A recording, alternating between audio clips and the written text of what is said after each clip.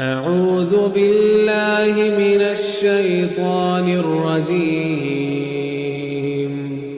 بسم الله الرحمن الرحيم نحمدہ ونصلی ونسلم علی رسول کریم اما بعد فاعوذ باللہ من الشیطان الرجیم۔ پیارے بچوں، جیسے کہ آپ کو میں نے پہلے رکوع کا مختصر سا جو ہے آپ کو تعارف کرایا تھا سورہ انفال کا، آج جو ہے سورہ انفال کے دوسرے رکوع کا جو ہے مختصر سا آپ کو تعارف کرا رہا ہوں۔ وہ یہ کہ پہلے اللہ تبارک تعالیٰ نے اس رکوع کے شروعات میں اپنے احسانات اور انعامات کا ذکر فرمایا ہے۔ اللہ تبارک تعالیٰ نے مسلمانوں پر یہ احسان اور یہ انعام فرمایا کہ جو ہے اللہ تبارک تعالیٰ نے مسلمان کی تھکاوٹ کو دور کرنے کے لیے اللہ نے ایک تو ان کو اونگ طاری کر دی، اور دوسرے نمبر پر اللہ تبارک نے آسمان سے پانی برسایا۔ تو اس کا فائدہ یہ ہوا کہ اونگ طاری ہوئی تو ان کی تھکاوٹ ختم ہو گئی، اور پھر اسی طرح جو آسمان سے پانی برسایا اللہ نے دونوں اعتبار سے ان کی نجات جو ہے وہ دونوں حساب سے ان کو پاک کر دیا۔ ایک تو یہ زہر بھی پاک کر دیا، باطن بھی پاک کر دیا۔ زہر جو ہے ان کے جو ہے بظاہر ان کو میل کچیل اور اسی طرح جو ان کو لگی ہوئی تھی گندگی لگی ہوئی تھی وہ ساری ختم ہو گئی، اور باطن جو ہے شیطان جو ہے وسوسے جو ڈال رہا تھا اللہ تعالیٰ نے اس کو بھی ختم کر دیا۔ یہ اس لیے تاکہ جو ہے ان کے جو ہے دل مضبوط ہوں اور ان کے قدم جمے۔ اللہ تعالیٰ نے یہ احسانات صحابہ کرام پر کیا بدر کے میدان پہ۔ دوسرے نمبر پر اس رکوع کے اندر جو ہے اللہ تبارک تعالیٰ نے یہ ارشاد فرمایا کہ وہ یہ کہ فرشتوں کو اللہ تعالیٰ نے حکم دیا کہ تم جا کے مسلمانوں کا جو ہے حوصلہ بڑھاؤ، مسلمانوں کو ثابت قدم رکھو، اور فرمایا کہ تم جو ہے اور میں جو ہے کافروں کے دلوں میں رعب ڈال دوں گا، اور پھر کافروں کے دل میں جب رعب ڈالے گا مسلمانوں کا اللہ تعالیٰ تو پھر اس کے بعد فرمایا کہ تم جو ہے پھر ان کی گردنیں بھی مارنا اور ان کے پور بھی ان کے جوڑ بھی ان کے توڑ دینا۔ یہ جو ہے اللہ تبارک نے فرشتوں کو ایک یہ بھی حکم دیا۔ یہ بھی جو ہے اللہ تبارک کا بہت بڑا احسان مسلمانوں پر انعام کہ اللہ تعالیٰ نے فرشتوں کے ذریعے سے بھی اللہ تعالیٰ نے ان کی مدد فرمائی۔ یہ اللہ تعالیٰ نے ان کے ساتھ اتنا کیوں کیا ایسا کہ ان کو جو ہے اللہ تبارک تعالیٰ نے ان کے جو ہے گردنے کا کاٹنے کا حکم دیا اور پھر ان کے پول کاٹنے کا بھی حکم دیا؟ یہ اس وجہ سے کہ وہ اللہ اور اللہ کے رسول صلی اللہ علیہ وسلم کے مخالف تھے، اللہ اور اللہ کے رسول صلی اللہ علیہ وسلم کے دشمن تھے۔ تو یہ اللہ کا یہ قانون ہے کہ جو اللہ کا دشمن ہوگا تو اللہ تعالیٰ نے ان کو پہلے بھی تاریخ اٹھا کے دیکھیں کہ اللہ تعالیٰ نے ان کو ذلیل و رسوا کیا ہے۔ تو یہ اللہ نے ان پر ظلم نہیں کیا، بلکہ یہ اللہ اور اللہ کے رسول کے ساتھ دشمنی جو کی تو یہ اللہ نے پھر اس دشمنی کی ان کو جو ہے ان کے جرم کی ان کے گناہ کی اللہ نے وہ سزا دی۔ اللہ نے ان پر ظلم نہیں کیا۔ تو جب جو ایسا کرتا ہے تو اللہ کا قاعدہ قانون ہے کہ اللہ تعالیٰ نے ان سے سخت عذاب تیار کر رکھا ہے، اور فرمایا کہ یہ جو ہے ابھی عذاب چکھو، اور پھر اس کے بعد جو ہے مرنے کے بعد بھی دنیا میں بھی یہ رسوا ہوئے، آخرت میں بھی اللہ تبارک اس طرح جو ہے ان کو رسوا کرے گا۔ اور فرمایا کہ یہاں پر اللہ تعالیٰ نے یہ چیز بھی فرمائی، اہم مسئلے کی طرف غور، کہ جب مسلمانوں کا کفار کے ساتھ جو ہے آپس میں مقابلہ ہو، جب مسلمان آپس میں آمنا سامنا ہو تو پھر مسلمان کا یہ بات شیوا نہیں ہے، مسلمان کو یہ بات زیب نہیں دیتی کہ وہ مسلمان جو ہے پیٹھ دکھا کر جو ہے میدان جنگ سے بھاگ جائے۔ تو جو مسلمان ہوگا جس کے دل میں اللہ اور اللہ کے رسول صلی اللہ علیہ وسلم کی محبت ہوگی وہ کٹ تو سکتا ہے، مر تو سکتا ہے، لیکن کیا ہے کہ وہ جو ہے پیٹھ نہیں دکھا سکتا۔ تو اللہ تعالیٰ نے یہاں پر یہ فرمایا سختی سے کہ مسلمانوں جب تمہارا کفار سے مقابلہ ہو تو پھر پیٹھ نہ پھیرو۔ ہاں، پھر اللہ تعالیٰ نے دو چیزیں بھی بتائی کہ دو چیز میں جو ہے وہ پیٹھ پھیر سکتے ہو۔ ایک تو یہ کہ جنگی چال کے طور پر کہ بھی جو ہے آپ آگے نکل گئے ہیں اور پھر جو آپ کا لشکر پیچھے رہ گیا ہے تو اس وجہ سے چاہتے ہو کہ پیچھے میں ان کے ساتھ مل جاؤں۔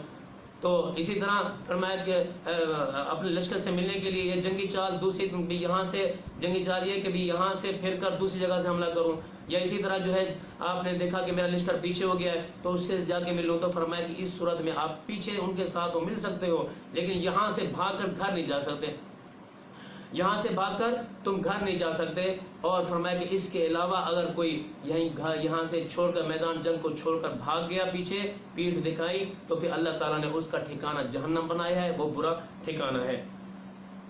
اللہ تبارک تعالیٰ نے یہ ارشاد فرمایا کہ جو ہے اللہ تبارک تعالیٰ کافروں کی تدبیروں کو کمزور کرنے والا ہے، کہ انسان چاہے جو بھی تدبیر کرے وہ کامیاب تب ہوتی ہے جب اللہ کی طرف سے مہر اس پر لگ جاتی ہے۔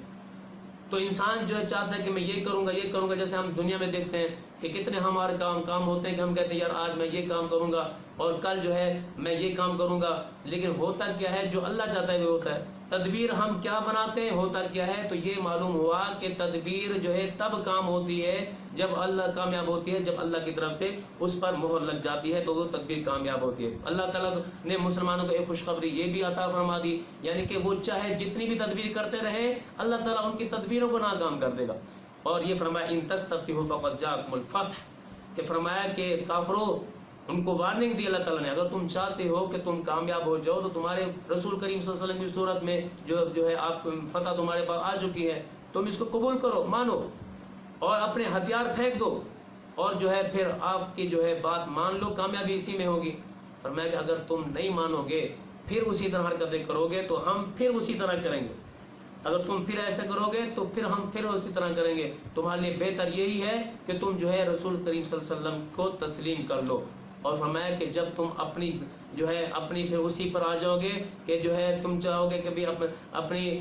ضد پر آ جاؤ گے اور پھر جو ہے رسول کریم صلی اللہ علیہ وسلم کا مقابلے کے لیے کھڑے ہو جاؤ گے، تو پھر یاد رکھو پھر تمہاری جماعت چاہے جتنی بھی ہوگی وہ کامیاب نہیں، وہ تم کامیاب نہیں ہو جاؤ گے۔ کیوں کہ اللہ تعالیٰ اہل ایمان کے ساتھ ہے، اللہ مومنین کے ساتھ ہے۔ تو پھر جو ہے جب اللہ مومن کے ساتھ ہے تو پھر پوری دنیا اکٹھی ہو جائے وہ جو ہے مومنین کا کچھ نہیں بگاڑ سکتے۔ تو میرے بڑے یہ جو ہے یہ سبق جو ہے آج دوسرا رکوع جو ہے یہاں پر اختتام پذیر ہوا۔ مختصر پھر میں آپ کو یہ دہرا دیتا ہوں مختصراً یہ کہ اللہ تعالیٰ نے اس رکوع کے شروع میں جو ہے اہل ایمان پر یعنی صحابہ کرام رسول کریم صلی اللہ علیہ وسلم پر جو انعام کیا وہ جو اس کا ذکر فرمایا وہ یہ کہ اللہ تعالیٰ نے ایک تو اونگ طاری کی، تھکاوٹ دور ہو گئی، آسمان سے پانی برسایا، ظاہری باطنی دونوں حساب سے اللہ نے ان کو پاک کر دیا، اور اسی طرح جو ہے اللہ تعالیٰ نے ان کے دل کو مضبوط کر دیا، اور اسی طرح جو ہے اللہ تعالیٰ نے یہ کام اس لیے کیا تاکہ جو ہے ان کے قدم جم جائیں۔ اور پھر دوسرا اللہ تعالیٰ نے اس میں یہ اشارہ فرمایا کہ جو ہے فرشتوں کو حکم دیا کہ اہل ایمان کو ثابت قدم رکھو، اور اللہ تعالیٰ جو ہے کافروں کے دلوں میں تمہارا روب بٹھا دے گا،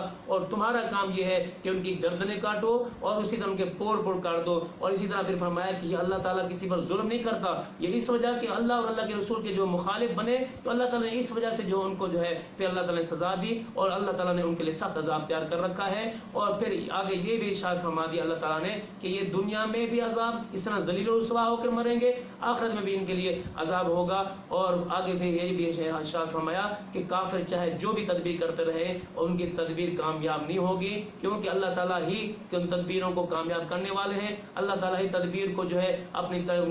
جو ہے تکمیل تک پہنچاتے ہیں۔ تو اللہ تعالیٰ مسلمانوں کے ساتھ ہیں، کافروں کی تدبیر کو اللہ تعالیٰ سست کر دیں گے، ناکام کر دیں گے۔ اور آخر میں اللہ تعالیٰ نے یہ فرمایا وارننگ دی کہ کامیاب ہونا چاہتے ہو تو رسول کریم صلی اللہ علیہ وسلم کی بات مان لو، اگر نہیں مانتے تو پھر جو ہے پھر ہم وہی کریں گے جو ایسے ابھی تمہیں رسوا کیا ایسے کریں گے۔ پھر چاہے تم سارے کے سارے اکٹھے ہو جاؤ، دنیا کے سارے مشرک اکٹھے ہو جاؤ، سارے کافر اکٹھے ہو جاؤ، پھر جو ہے تم اہل ایمان کا کچھ نہیں بگاڑ سکتے، اس لیے کہ اہل ایمان کے ساتھ اللہ کی ذات موجود ہے، اللہ کی طاقت اللہ اہل ایمان کے ساتھ موجود ہے۔ تو امید ہے بیٹا آپ اس سبق کو جو ہے اچھی طرح سمجھیں گے اور اس کو پھر یاد کریں گے، جب یاد کریں گے تو انشاءاللہ پھر پیپروں میں بھی آپ کامیاب ہو جائیں گے۔ تو اس لیے اس ٹائم کو جو ہے اس وقت کو غنیمت سمجھتے ہوئے گھر بیٹھے ہیں تو ایسے فضول کاموں میں نہیں بلکہ جو آپ کو کام دیا جا رہا ہے اس کو اچھی طرح سمجھیں تاکہ اس کے اندر جو بھی سوال پیدا ہوں تو آپ اس کا جواب دے سکیں۔ وما علینا الا البلاغ۔